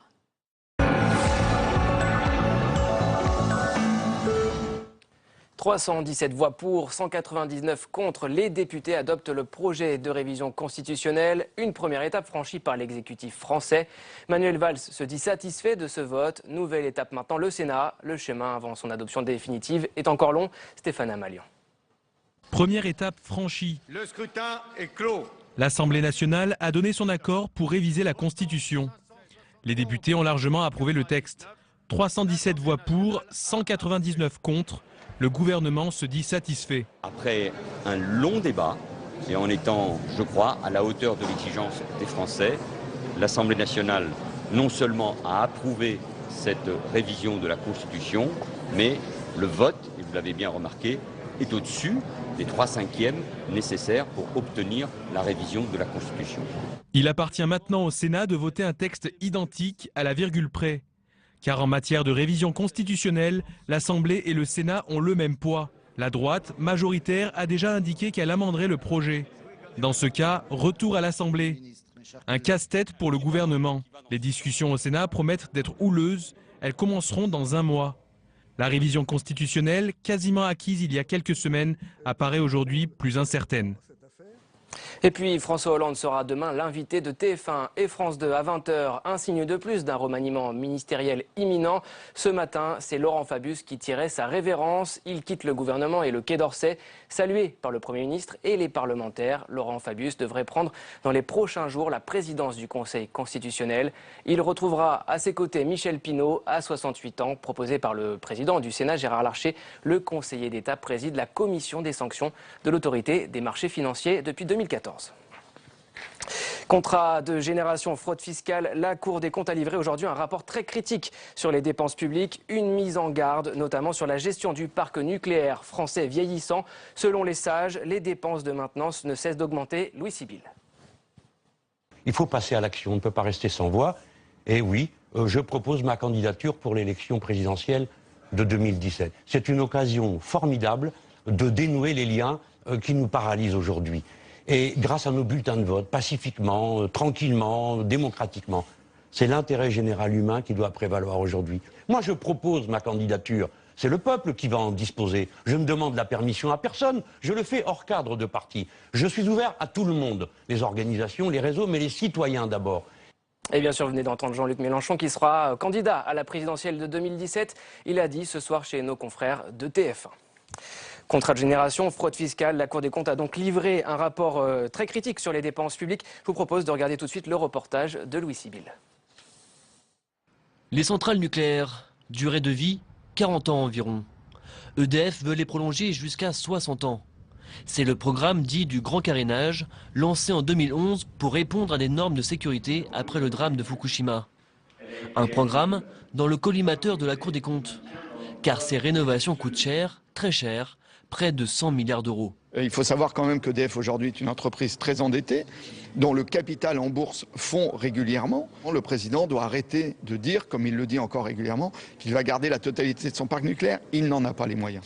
Depuis 2015, la loi oblige à réduire la part du nucléaire à 50% de l'électricité en France d'ici à 2025, contre 75% aujourd'hui. Aucune évaluation n'a encore été réalisée sur l'impact économique d'une telle mesure. Mais la Cour estime la perte des revenus annuels à 5,7 milliards d'euros pour EDF, avec un coût de production plus cher. Nous pensons, après les évaluations que nous avons faites, que ça doublerait le coût de l'électricité d'origine nucléaire. C'est-à-dire qu'on passerait de 60 euros le mégawatt à peu près à 120 euros. En tout, ce serait une vingtaine de réacteurs qui viendraient à fermer. Le coût de leur démantèlement n'est pas encore estimé. Autre sujet qui inquiète les sages de la rue Cambon, les erreurs dans le calcul des soldes de militaires. Depuis 2011, il y aurait eu plus de 350 millions d'euros de trop versés. Et notez aussi la préoccupante fraude dans les transports franciliens. La Cour des comptes chiffre la perte à hauteur de 366 millions d'euros. Harcèlement sexiste dans les transports. La prévention des actes de harcèlement seront bien inscrites dans le texte sur la sécurité dans les transports. Les associations féministes auront obtenu gain de cause. Les détails avec Quentin Calmet. Déjà voté à l'Assemblée et au Sénat, le texte fait consensus sur tous les points, à l'exception des mesures contre le harcèlement sexiste. Un volet sur lequel voulait insister l'Assemblée nationale dans cette proposition de loi, mais supprimé au Sénat pour des raisons juridiques. Il n'en fallait pas plus pour voir se multiplier sur les réseaux sociaux les messages appelant les sénateurs à ouvrir les yeux sur ce problème.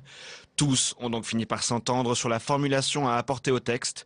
À la sortie, Marie Leverne, à l'origine du volet harcèlement sexiste, avoue sa fierté d'avoir fait avancer le droit des femmes. Cela prouve aussi que la mobilisation populaire sur les réseaux sociaux avec le hashtag harcèlement agissons a fonctionné et donc c'est une victoire aujourd'hui. Principale avancée avec cette proposition de loi, les transporteurs devront rendre compte de leur action contre le harcèlement sexiste auprès du défenseur des droits. En demandant aux autorités organisatrices de transport, à la RATP, à la SNCF, d'avoir une politique pour prévenir et réprimer ces manifestations de harcèlement sexiste, ça c'est une bonne chose. À peine une heure après avoir été voté, cet accord entre sénateurs et députés a été salué par la secrétaire d'État aux droits des femmes. Et tout de suite, on passe à la revue de presse.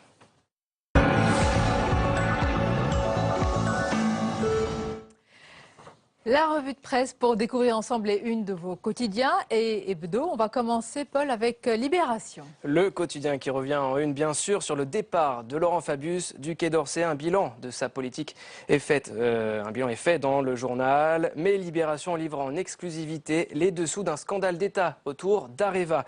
Le quotidien révèle que l'entreprise a dissimulé à l'État le fiasco du rachat en 2007 de l'entreprise Uramine. Une opération trouble, dit Libération, sur laquelle aurait spéculé le mari d'Anne Lauvergeon, la présidente à l'époque du géant français du nucléaire. La une de la Croix à présent, c'est un homme qui va retrouver le droit de parler. Le cri du cœur pour Jean-Louis Debré. Quel bonheur que d'agacer le pouvoir. Lâche celui qui va quitter la présidence du Conseil constitutionnel.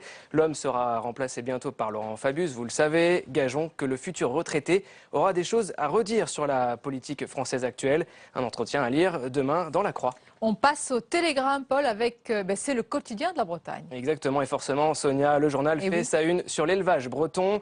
La crise de la filière est loin d'être réglée. Le Télégramme propose un reportage sur ces jeunes éleveurs prêts à affronter la crise. Exemple avec Mathieu à Mélac, dans le Finistère. Lui croit en l'avenir de son exploitation porcine. Le journal qui rappelle que malgré la crise l'an dernier, 380 jeunes agriculteurs se sont installés en Bretagne, une région sinistrée.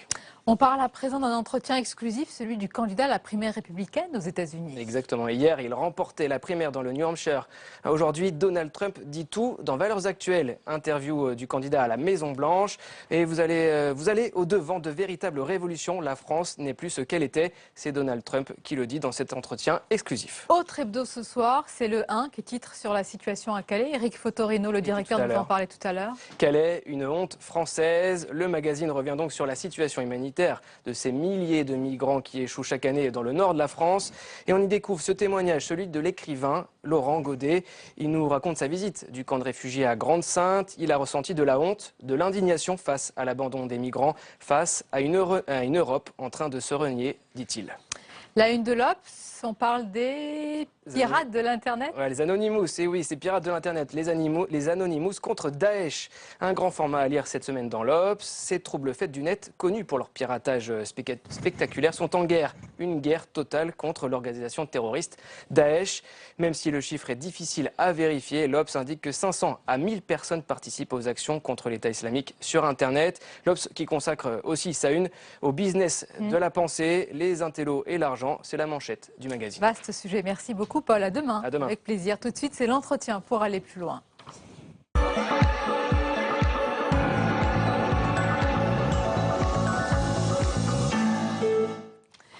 Mon invité ce soir est rédacteur en chef au Monde, responsable du Monde des livres. Il est l'auteur de ce livre, Un silence religieux, publié chez Seuil.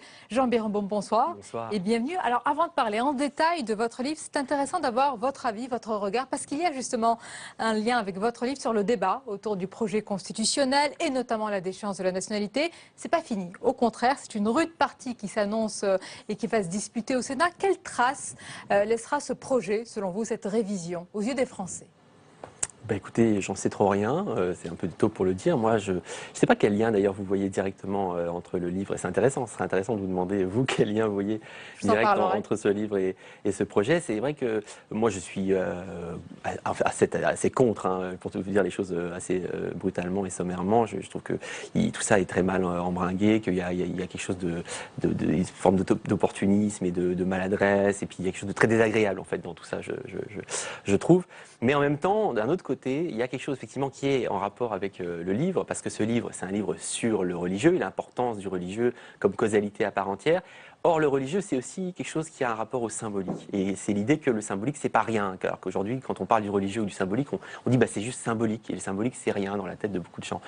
Et quand on voit, moi j'ai entendu souvent des éditorialistes dont je partageais globalement les vues, dire mais de toute façon cette mesure de la déchéance de la nationalité n'a aucun sens parce que ça n'est que symbolique, ça n'a pas d'intérêt, ça n'est pas efficace, ça n'est que symbolique. Et là je pense que c'est un argument qui est très mauvais parce que en fait on a face à nous des gens qui manient beaucoup le symbolique. Vous parliez juste avant de l'Obs, de Daesh, des Anonymous, etc. Il y a dans la religion, au cœur de la religion et aussi au cœur de ceux qui la défigurent et de l'État islamique et des djihadistes, de leur activité. Il y a un rapport au symbolique qui est très fort. Donc on ne pourra jamais dire que la lutte ne doit pas passer par le symbolique ou par quelque chose qui a l'air d'être que symbolique. Le lien que je faisais en introduction avec votre livre, c'est le fait de nommer les choses. Hein. C'est ça aussi, c'est le constat.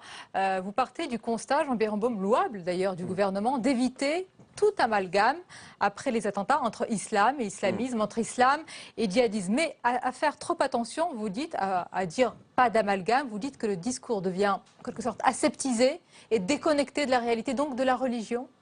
Oui, parce que vous avez tout à fait raison de le souligner. En fait, bien sûr que ce discours, vous avez parlé de Laurent Fabius. Laurent Fabius a été très actif après les attentats de janvier. Il y a eu François Hollande, il y a eu Laurent Fabius. C'était les deux personnages au sommet de l'État qui n'ont pas cessé de marteler que ces attentats n'avaient rien à voir avec la religion en général et rien à voir avec l'islam en particulier. Bien sûr, il y a une intention louable, vous l'avez dit, d'éviter l'amalgame islam et terrorisme.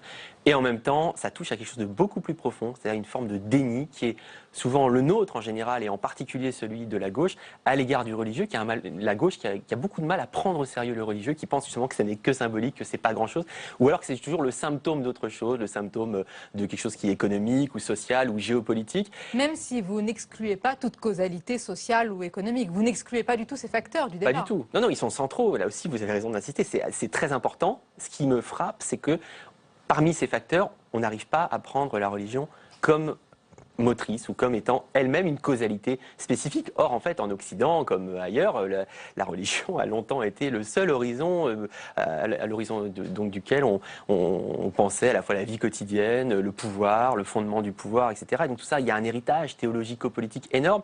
Et aujourd'hui, on n'arrive plus à penser ce lien entre théologie d'un côté et politique de l'autre. C'est très intéressant. On va évidemment faire référence à l'histoire, mais pour le présent, selon vous, vous parlez d'un déni, d'un aveuglement. Pourquoi cela? Est-ce qu'on sous-estime ce fait proprement religieux ou est-ce qu'on ne veut pas le voir? Il y a une différence fondamentale. Oui, mais ça va un peu ensemble parce qu'effectivement, il y a une sorte de méconnaissance, d'ignorance et de sous-estimation.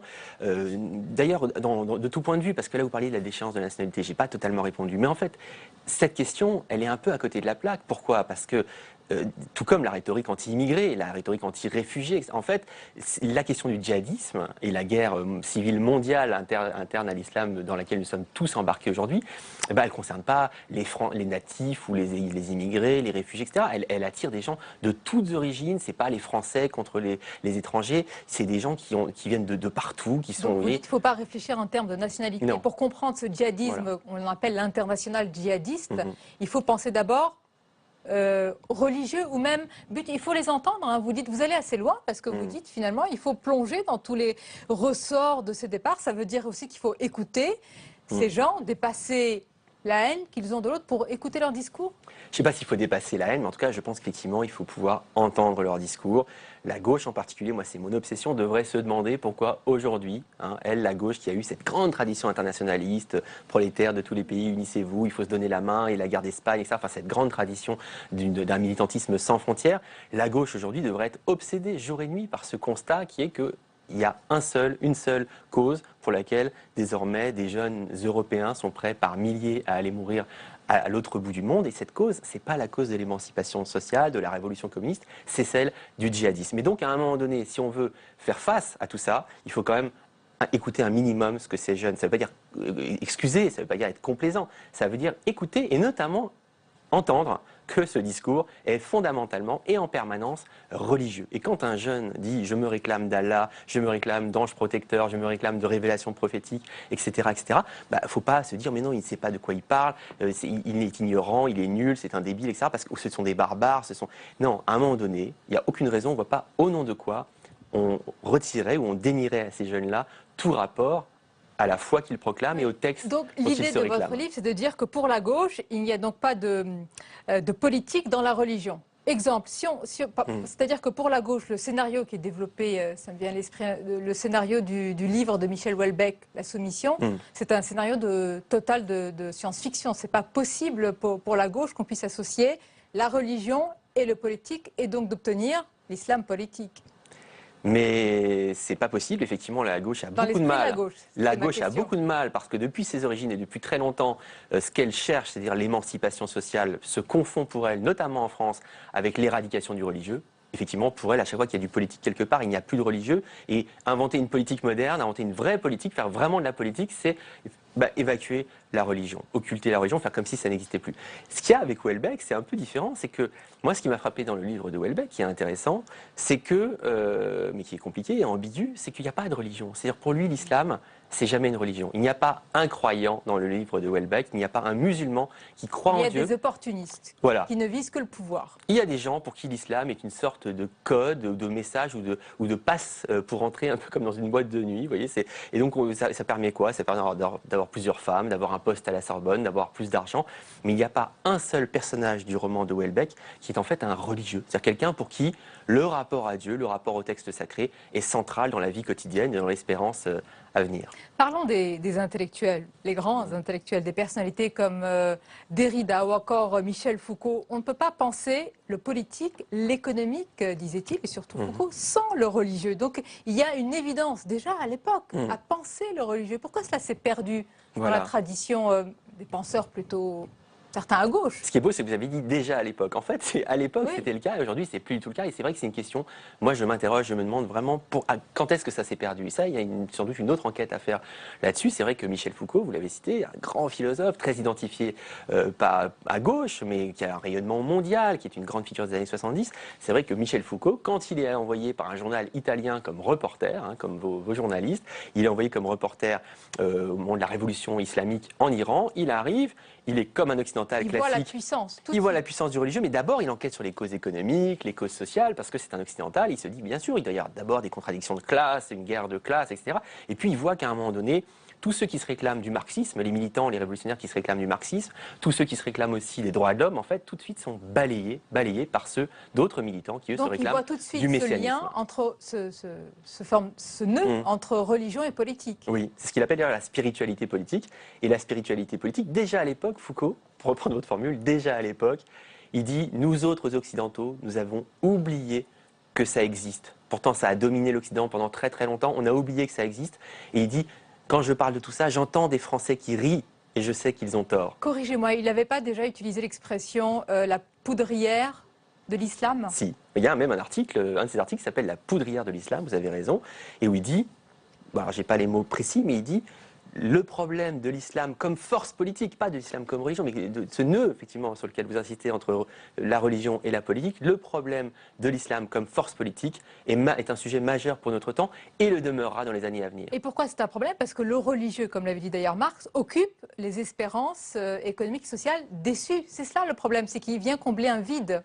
Il vient combler un vide. C'est vrai qu'il y a ce mouvement de bascule ou ce jeu de balancier entre d'un côté l'espérance révolutionnaire, l'émancipation sociale, et puis de l'autre côté l'espérance religieuse, radicale, eschatologique. Et oui, chez Marx, il y avait ça, mais contrairement à ce que beaucoup de gens de gauche qui citent parfois Marx comme ça, c'est simplement sur la religion, on dit « Ah oui, il avait dit l'opium du peuple, la religion c'est l'opium du peuple », comme si pour Marx la religion était simplement une sorte de substance qui permet aux dominés, aux exploités de supporter leurs conditions au jour le jour. Mais Marx, en fait, contrairement à ses héritiers, à beaucoup de ses héritiers, il prenait la religion au sérieux. Et même, il a passé son temps à se casser le nez sur la religion. Et il considérait qu'il y avait une autonomie. C'est ça, moi, mon point. Oui, il y a la politique, il y a le social, il y a l'économique, mais il y a aussi la religion qui a une force en propre, qui a une force autonome. Et si on ne prend pas en considération cette force autonome, en fait, on risque de passer à côté de l'essentiel. Vous faites une sorte d'analyse critique de la gauche. On peut dire d'ailleurs que c'est votre famille, oui. C'est votre complètement. Camp, Complètement. J'ai l'impression de parler de l'intérieur et toutes ces doutes, toutes ces failles, toutes ces contradictions que je décris. Je pense que ça a été globalement les miennes et ça reste encore beaucoup. Mais est-ce que vous pensez qu'à droite, on pense ce fait religieux, on l'a intégré et puis on a trouvé des solutions en fait qui l'occupent aujourd'hui peut-être un vide? Est-ce que ce débat vraiment est porté par... Est-ce qu'on y a réfléchi en France? En France, il y a une tradition effectivement très particulière. C'est qu'il y a toute cette histoire très, très compliquée, très périlleuse, très tumultueuse entre la République, le christianisme, etc. Donc on a globalement, bien au-delà de la gauche, effectivement, une sorte de difficulté à prendre au sérieux le religieux. Mais quand même, la gauche a cette singularité qu'elle s'est construite dans le fantasme de l'éradication du religieux comme une espérance, comme quelque chose qui devait s'imposer. Alors à droite, il n'y a pas beaucoup plus de compréhension, mais enfin on voit que les quelques intellectuels qui aujourd'hui, vous citiez Foucault, c'est vrai que dans les années 70, beaucoup d'intellectuels, vous avez cité Derrida, Foucault, c'est des grands intellectuels de gauche, ils ne sont pas des religieux, mais pour qui évidemment on ne pouvait pas penser à la politique sans penser l'héritage théologique et la question du religieux. Aujourd'hui, il faut bien admettre qu'il y a peu de gens d'intellectuels de gauche qui pensent cette question, et qu'il y en a un peu plus à droite, pour le coup. Il y a les intellectuels, il y a les politiques. Parlons des journalistes. Est-ce qu'ils n'ont pas aussi tendance, parfois, à éviter ce lexique du religieux, comme si tout le monde marchait sur un fil et qu'il fallait faire attention à un sujet brûlant, inflammable? Si, complètement. C'est-à-dire que le lendemain des attentats de janvier, ça a un peu recommencé en novembre, un peu moins, mais c'était quand même le cas à nouveau. Non seulement au sommet de l'État avec François Hollande et Laurent Fabius, mais dans tous les studios de télévision, les éditorialistes, etc., souvent donc avec des intentions louables, disaient mais ça n'a rien à voir avec l'islam, c'est d'abord les jeux vidéo, c'est Facebook, ces jeunes ont trop chatté sur Facebook, ils ont trop joué aux jeux vidéo, ils sont victimes du chômage, ils sont victimes, il n'y a pas assez de bibliothèques en banlieue. Et effectivement, il y a dans notre milieu, dans le milieu médiatique, comme globalement dans toute la société, une grande incapacité, une sorte d'analphabétisme, mais je me mets dedans, une sorte de sécheresse à l'égard du symbolique et de ce que représente la religion. Et quelle est votre conviction profonde à vous? Cet islamisme, ce djihadisme, ce sont des métastases de l'islam? C'est comme le disent certains, une maladie de l'islam? Ça, c'est la formule de Abdelwahab Medeb, qui est le regretté, qui est mort il y a quelques années, et que je cite beaucoup, parce qu'effectivement, je pense que tout ce discours du rien à voir avec l'islam, ce que j'appelle le rien à voirisme, comme on dit l'aquabonisme, il plante quelque part un poignard dans le dos de tous les intellectuels musulmans qui se battent tous les jours sur le front interne, dans cette guerre civile interne à l'islam, pour soustraire leur foi aux fanatiques qui veulent la défigurer. Alors qu'on ne cesse de dire, mais où sont les musulmans? Ceux-là, on ne les entend pas. On les entend pas, et surtout, mais on les entend pas notamment parce qu'on dit que ça n'a rien à voir. Donc quand on dit ça n'a rien à voir, de toute façon, on ne peut pas les écouter. Or, eux, ils savent très bien que ça a à voir avec l'islam, ils travaillent là-dessus, ils savent très bien qu'il y a quelque chose de spécifique qui se passe à l'intérieur de l'islam. Et d'ailleurs, les journaux télévisés, vos journaux, mon journal, partout, on voit le lexique religieux qui envahit les ondes, les antennes, les colonnes des journaux. Et à un moment donné, il faudra bien considérer que derrière ce lexique, il n'y a pas rien. Sincèrement, est-ce que vous pensez que la gauche va prendre à bras-le-corps ce sujet en vue de 2017 ? Je ne sais pas, mais par contre, je suis assez surpris par la réception du livre. Je m'attendais à une sorte de fin de non-recevoir, en tout cas, voilà, c'est un livre sur le silence religieux. Je m'attendais à une forme de surdité, justement. Prise de conscience. En tout cas, je ne sais pas s'il y a une prise de conscience, mais en tout cas, il y a la volonté d'une discussion, d'une prise en compte. Après, c'est vrai qu'il y a beaucoup de chemin à faire quand on voit la façon dont même les gens qui se disent laïcs de combat, etc., disent combattre la religion. Souvent, en fait, ils ne combattent pas la religion, ils combattent des signes identitaires ou des signes qui sont religieux, mais qui pour eux, il n'y a pas grand-chose derrière. Vous voyez, il y a beaucoup de gens qui passent pour être des pourfendeurs de la religion ou de l'islam en particulier, et qui en fait ne parlent pas de religion. Pour eux, c'est des espèces de signes qui envahissent l'espace public, les Finkielkraut qui parlent des boucheries halal, d'autres qui parlent du voile, etc. Et en fait, on voit bien que derrière ce discours-là, en fait, il n'y a pas la prise en compte de ce que ces signes représentent pour les gens qui les émettent. Et comme si pour nous, un signe ne signifiait plus rien. Et comme si on était incapable de les prendre au sérieux. Et vous dites qu'il faut sortir du silence religieux, mais sortir vraiment, prendre à bras-le-corps ce débat. Stop pas d'amalgame, mais stop au, quelle est l'expression? Au rien à voirisme. Voilà, en tous les cas, c'était un plaisir de vous recevoir. Merci Jean Birenbaum. Je rappelle le titre de votre livre, Un silence religieux, la gauche face au djihadisme. C'est chez Seuil. On arrive presque à la fin de cette émission, mais d'abord, comme d'habitude, c'est le zapping de Public Sénat, moment choisi ce soir par Julie Hulin.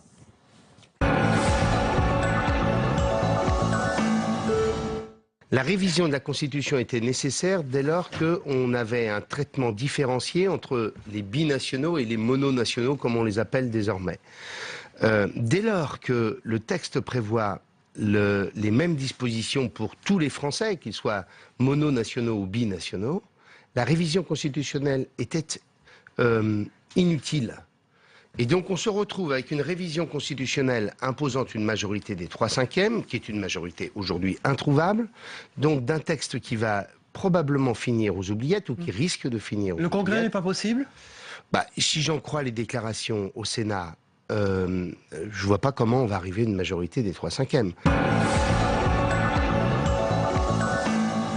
Le sujet, c'est nous vivons une crise économique et sociale majeure et on attend des hommes politiques qu'ils soient solides. C'est ça l'attente principale. Si vous regardez bien les personnalités politiques qui réussissent en termes d'opinion, alors on verra le temps que ça dure, mais ces dernières années, ce sont plutôt des personnalités politiques qui ne sont pas dans un registre intimiste, mea culpa, je vais vous étaler mes sentiments, qui peuvent presque donner le sentiment d'être des gens très froids. Prenez Alain Juppé, les deux premiers dans les sondages, Alain Juppé et Emmanuel Macron. 15h30 dans cette école, ce n'est déjà plus l'heure de la récréation, mais bien celle du temps d'activité périscolaire, les TAP ou TAP. Bonjour les enfants, qu'est-ce que vous allez... La sénatrice est en visite dans cette école de 180 élèves. Vous allez aller au jardin? Ici, une petite dizaine d'ateliers sont proposés, comme de la couture. Allez, t'appuies sur la pédale. Françoise Cartron a été missionnée par le Premier ministre pour faire un état des lieux de la réforme en milieu rural. Pour elle, ces activités périscolaires sont plus qu'une simple garderie. Quand je vois un petit garçon faire de la couture, je ne suis pas sûre que chez lui, il y ait quelqu'un qui l'ait initié. Plus un enfant a son esprit ouvert dans de multiples champs, mieux après il peut apprendre. Pour moi, en tout cas, ce n'est pas une victoire de la Constitution. Et je veux dire, quel que soit le résultat qui sera in fine obtenu, je crois qu'on est face à une révision constitutionnelle qui cumule deux défauts majeurs. c'est d'être une révision de circonstances et une révision mal préparée. J'ai même eu peur lorsque l'on m'a annoncé que nous vous recevions, Madame Cartron. Vous êtes quand même vice-présidente du Sénat, ça en jette, numéro 2 de la Chambre haute et indirectement numéro 3 de l'État. Vous pourriez être propulsé à l'Élysée si François Hollande démissionnait et si le président Gérard Larcher ne voulait pas accéder à ce poste. Bon, après, je me suis détendu et j'ai appris que vous étiez enseignante à la base et directrice d'école maternelle. Ça va mieux. Voilà. La maternelle, c'était la belle époque pour moi. Les seuls problèmes que j'avais, c'était de savoir la couleur que je voulais utiliser pour mes dessins ou savoir ce que je voulais prendre comme goûter à 4 heures. C'était la belle vie. Le problème pour moi, c'est la vision qu'on a de ce qu'est une élection présidentielle. Je suis venu ici il y a quelques années, j'étais encore plus jeune, arpenter avec mes baskets le Sénat et convaincre les sénateurs de mettre en tout cas l'éligibilité à 18 ans à toutes les élections. C'est 24 au Sénat. On a fait ce travail-là il y a quelques années, on a été entendus. Et qu'est-ce qu'on sous-entendait? C'est qu'il faut pousser les citoyens à participer davantage aux élections. Et avec ce qui se passe aujourd'hui, certes, on va réduire certainement le nombre de candidats. Quand il y a peu de candidats, attention. C'est Marine Le Pen et ce genre de candidats-là qui sont des espèces de signifiants vides, qui vont attirer eux des électeurs qui pourraient voter pour d'autres personnalités. Et là où il y a un drame, pour moi, c'est que moins il y aura de candidats, plus il y aura cette suspicion. Et on arrive à la fin de votre émission. Merci de votre fidélité. Demain, votre rendez-vous matinal, c'est Territoire d'Info. Je vous retrouve bien sûr à 22h pour 1h30 de débat, décryptage et entretien. Belle et douce fin de soirée en notre compagnie, bien sûr.